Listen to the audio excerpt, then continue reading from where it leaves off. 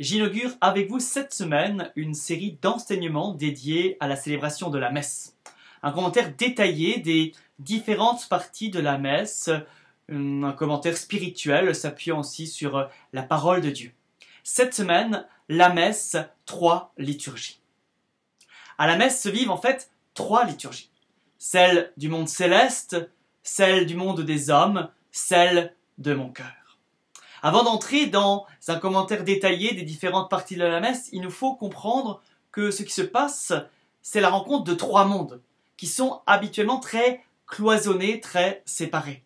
Le ciel, la terre et finalement mon cœur. D'abord, la liturgie céleste. Est-ce que vous les avez déjà vus? Qui? Eh bien, voilà, tous ces anges qui volent et virevoltent dans nos églises. Personne n'est surpris, c'est le but de la religion. La messe veut dévoiler aux yeux des hommes ce qui se passe dans le monde surnaturel. Alors peut-être ne voyons-nous pas effectivement des anges tels qu'on peut les concevoir voler au-dessus de nos têtes dans nos églises, mais les icônes, les lumières, l'encens, les vêtements liturgiques, les différents rites, etc., tout cela veut exprimer l'idée que l'Église se fait du monde céleste. Dans nos commentaires, nous essaierons de montrer comment les éléments de la messe expriment la vie divine. Comme par exemple le Saint, Saint, Saint, le Sanctus, qui est le chant que les anges proclament sans cesse devant Dieu selon le prophète Isaïe. Trouvons ça en Isaïe 6, les versets 2 à 4. Ainsi, dans nos rythmes humains, la messe est en fait un lieu de rencontre avec l'éternité et avec ceux qui vivent déjà de cette éternité. La Sainte Trinité, les anges, les saints et bien sûr tous nos frères et sœurs défunts. C'est la dimension mystique qui demande d'aller au-delà de notre seule rationalité. Nous pouvons vivre chaque messe comme l'hommage d'une cour de sujets envers son souverain. Et quel souverain! Il a donné sa vie pour ses sujets, il se donne à eux en nourriture, Jésus, le Christ roi, le Christ notre roi.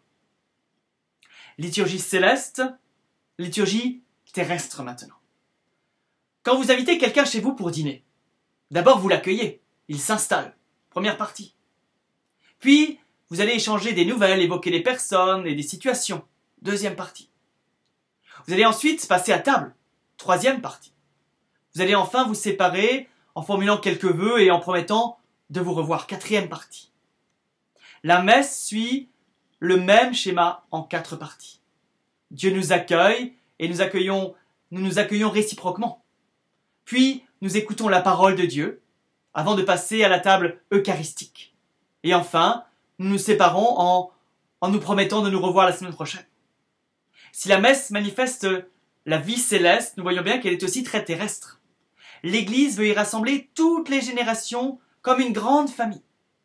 Le Christ a utilisé le pain et le vin, image même du travail des hommes.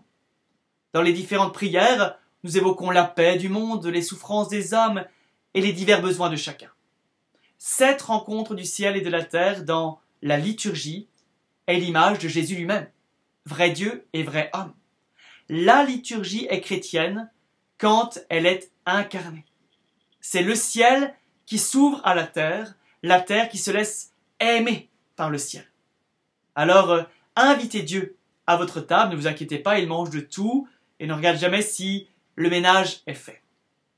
Liturgie céleste, liturgie terrestre et enfin la liturgie du cœur. Notre cœur a été forgé dans le sein mystérieux d'une mère et il est perpétuellement assoiffé de l'amour du Père. Il est le lieu par excellence de l'accueil, le lieu par excellence de l'écoute, le lieu par excellence de la communion et le lieu par excellence du don.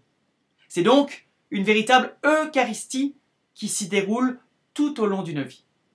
Le chrétien est forgé dans le sein de l'Église. L'Église accomplit sa mission lorsqu'elle annonce que le Père de Jésus est notre Père et qu'il désire nous combler de son amour. Notre cœur est un véritable autel, lieu sacré où ce qui y est déposé peut être redonné en nourriture, nourriture qui donne la vie, si il est baigné d'amour. Ainsi, par exemple, si quelqu'un vient à moi pour me confier quelque chose, de beau ou de laid, de vivant ou de mort, de joie ou de peine, et que je l'accueille, dans mon cœur en écoutant sans aucun jugement et en disant dans mon cœur, Seigneur, envoie là-dessus ton esprit d'amour, alors je crée un lieu de communion qui permettra à la personne de repartir réconfortée dans l'espérance et l'amour. Nous retrouvons là encore nos 4 parties. Et tout cela n'est pas lié aux qualités morales de mon cœur, mais au fait que le cœur est le lieu préféré d'habitation du Dieu d'amour. Mon cœur est alors le lieu où se rencontrent la liturgie céleste et la liturgie terrestre. C'est avec le cœur que je comprends le mieux la messe.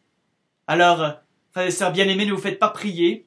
Soyez tous des enfants de cœur. Soyons tous des enfants de cœur. Laissons-nous toucher par le Seigneur.